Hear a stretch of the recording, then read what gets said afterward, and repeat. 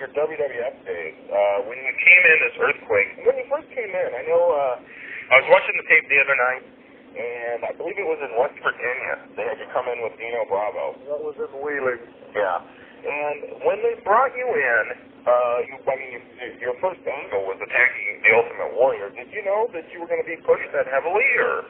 No, I had no idea. You know, I was used to the Japanese system where by that time that you had to work your way up to the top, and to come in and knowing I was going to squash the Ultimate Warrior that day was just a big surprise, and a pleasant surprise, but I was a little intimidated because I was still pretty much a big fan of those guys because I was just getting into the territory. Yeah, and then you went on to work with Hulk as well, leading to let's see, you headlined the pay-per-view.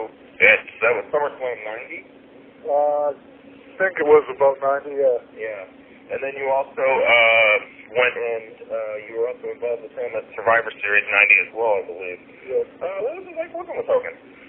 It was, of course, great. I mean, once I reached there, it was like, wow, you know, I'm wrestling the top name in pro wrestling, and it was an honor to work with him. He was very easy to work with, and he liked what I was doing, and we became pretty good friends. Yeah, now I noticed that we went ahead and watched the tape of SummerSlam. When you took on Hogan, you actually lost that match, I think by countout. Was there a reason that they didn't want to go with the pin? Were they trying to build up to another pay-per-view, or were they just pushing the house show business at the time? Yeah, Hulk wanted to do another pay-per-view with me. He liked the reactions we were getting. I was helping make him, you know, more popular than ever, and of course I was the most hated guy at that time for going against him. Basically, whoever worked with Hulk Hogan in those years was the most hated guy anyway, but I think I just made it a little bit better. Yeah. After you worked the program with Hulk, they put you into a program with Jake Roberts, the infamous squashing Damien program, which led to one of my favorite things ever when you had the Quake burgers on Primetime Wrestling. What was it like working with Jake? Oh, it was great. He's a man, you know, if you want to talk psychology of wrestling, that's the man. He's a master at that. He's very good. He makes everything interesting. Everything was done for a reason, and he told you why. So it was an honor to work with him at that time as well. So is he the one that came up with the idea to squash the snake, or was it yours, or one of the bookers? Or? No, that came from the office. That was one of the bookers. Okay. I believe. I never really knew. I just did as I was told. Did you, a lot, I think. Did you get any heat? Did the WWF get any heat from, like, animal rights activists? Well, they were right there to make sure that actual snake wasn't lost. So. Right. Well, just out of curiosity, what was in the bag? Any idea? I know what it was. I'm just letting everything out of there, aren't I? It was pantyhose stuffed with hamburger meat. So it didn't feel so great, but it was a soft landing. After that, then you went on to, you were still in the WWF, and you went into a tag team known as the Natural Disasters that went on to win the WWF Tag Team title, and that was with Tugboat, a.k.a. Typhoon, a.k.a. Fred Ottman, I believe his name is. What was it like working with Fred?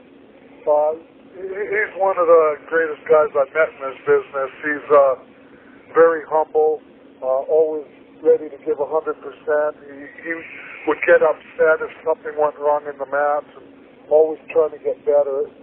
It was great working with him, and plus it wasn't bad having a guy his size covering my back either. I can understand that. Did you two travel together, or was it just in the ring, or you guys hang out? We traveled together. I didn't travel with a lot of people, but I would travel with Jimmy Hart, and I'd travel with Typhoon, and Earl and Dave Hebner were the only people I would travel with. I see. After that, you kind of faded out of the WWF picture. What made you decide to leave the WWF? Well, at that time, I didn't see a whole lot going on for me in Typhoon. I'm not the most patient guy. I want something happening all the time, and that's probably been the problem with my career, is that I'm impatient, and I just didn't see a whole lot going on. They had different tag teams they wanted to push, and we kind of got pushed to the back, and I just felt we were too big to be pushed to the back, so I kind of took a hiatus and went back to Japan for a while. Okay. One other question I had about the natural disasters was, whose idea was it to team you two up? That was actually my idea. At the time, I had just finished, I guess, the Jake thing, and Tugboat wasn't doing a whole lot, so I said, you know, what are you doing with him? And I was talking to Pat Patterson, and I asked what he was doing with him, and said I'd possibly like to tag with him, and he thought it was a great idea. And a few weeks later, we set it up.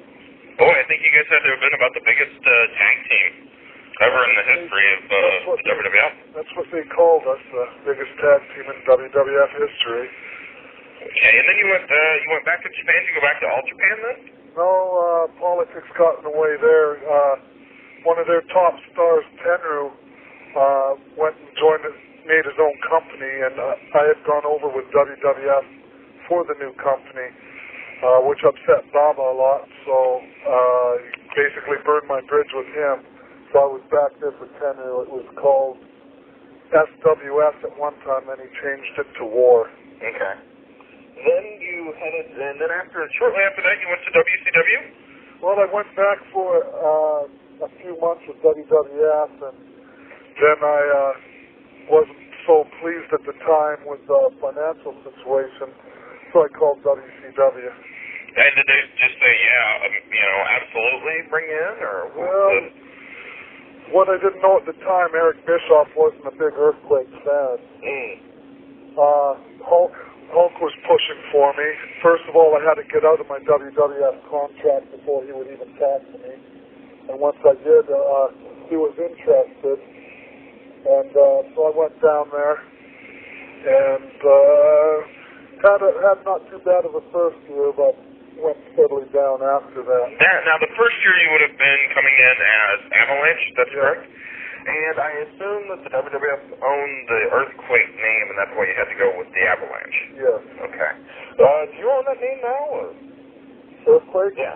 No, I don't. Oh, man, you need to get it. Yeah, I'm thinking about it. They say that I may possibly be able to get it legally because they may not have renewed the patent, but I may just approach WWF and ask for permission. Yeah, I think they should do that. Did you enjoy... Before we get into some of the gimmicks you did in WCW and then later coming back to the WWF, which company did you like working for more? Definitely WWF. Any reasons why?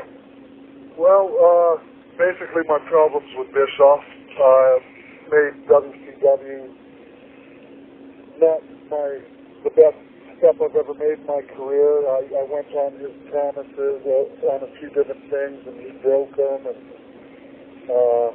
Vince, he doesn't always give you what he wants, but he's true to his word. I see. So was when you mentioned that your first year was pretty good, and then I guess it went to the Dungeon of Doom and the Shark gimmick. Right. Was it Bischoff's idea to do the Shark, or who exactly was behind that? I'm pretty sure it was Hulk Hogan's idea. So he was just looking for, like, the Dungeon of Doom to just be the killer heel. Right, he wanted a stable to go against. So, when they presented you with the idea of being, the big killer shark, what went through your head? Well, basically, I had already thought Shark doesn't suit me. At that time I was still about 430 pounds, and I just figured Shark wasn't the best name to put on a guy that big. Right. And the fans soon let me know it wasn't a good idea. But they had some prime comments for you. There was a few people shouting Beast Whale and stuff like that. And so what was it like in that Dungeon of Doom? I mean, it was, let's see, you had you, and they brought in Mark Knapp. He was from England, is that correct? And we had One Man Gang and Kamala. Yeah. And Brutus Beefcake is the Zodiac. Right. It was a real good idea, but basically it had Kevin Sullivan making himself the big man out of all the huge men. Yeah. And, that's something like what happened with the Golga thing at first with Jackal. So was Sullivan a booker at that time? Yeah, he was the booker, so... Yeah, so... anytime... It's a really piece of stuff. I've just seen it so many times where when you have the booker as one of the boys, it just never seems to work out. How long were you doing the shark gimmick? Oh, that's another great thing. Here I was. I had a tattoo from LSU of a tiger on my arm, and I said, oh, well, I can't be going around with a tiger on my arm, so I got it changed to a shark. 24 hours it took to get this tattoo changed into a shark, and 2 months later I wasn't the shark anymore. Yeah, I remember the big tiger tattoo. We were actually going through our John Tenta tapes, and we found the intro of the shark, and you had a forearm ring. That was a nice touch too, wasn't it? Yeah, that was awesome. Do you still have all that stuff? Yeah, I have it packed away. I'm telling you, you should just go out to eBay and try and auction some of that stuff off. Make a mint. Yeah. After that, after you were the shark, you came out and you were turning face, I guess. And you came out and did the I'm not a fish, I'm a man, I'm John Tenta. And then, let's see, it was, he's the boss, the big boss man now. He was Big Bubba at the time. Bubba, yeah. Came out and shaved half your head. Right. Whose idea was that? That idea was mine. At that time, as I said earlier, Eric Bischoff wasn't an Earthquake fan. He was trying to get rid of me after 1 year, after I burnt my bridge with Vince in the WWF. He was ready to get rid of me. So he said, come up with some ideas. So I said, well, take my hair. So he loved that. He, let Bubba take it off, and the thing was actually getting over pretty good, I thought, with the people. I had a good response every time I went out. I didn't even go up with music, and the people popped. Right. But Bischoff didn't like it, so... But now, did he not like it before or after he let him shave half of your beard off then? No, I don't think it's that he didn't like that. It's that he didn't like John Tenta as a person. He didn't like WWF guys coming in and getting a bigger pop than his WCW guys that had been there. Yeah, I guess it made him look, like Vince is the guy that creates the stars, and that's always been one of the knocks against WCW. What finally led you leaving WCW then? Just more continual run-ins with Bischoff? Again, he just let me go. His quote-unquote was, I can't justify paying you the amount of money I pay you and have you sit at home. Well, number one, I wasn't making a quarter of what some of them were. Right. And number two, that's out of my hands. I was ready to work 250 days a year for him. Meanwhile, you had the other guys with famous, I only worked 100-day contracts, and they're sitting at home more than me. So I'm pretty bitter towards Bischoff because I don't think he was fair in that aspect. I can definitely... I was coming up with my own ideas, and, anything to save my job, I would do anything, and I did do anything. I did jobs for guys that I didn't think I should be, that were half my size. And right. Basically, he was just trying to kill me off, so if I ever get Bischoff, I'd like him in a cage.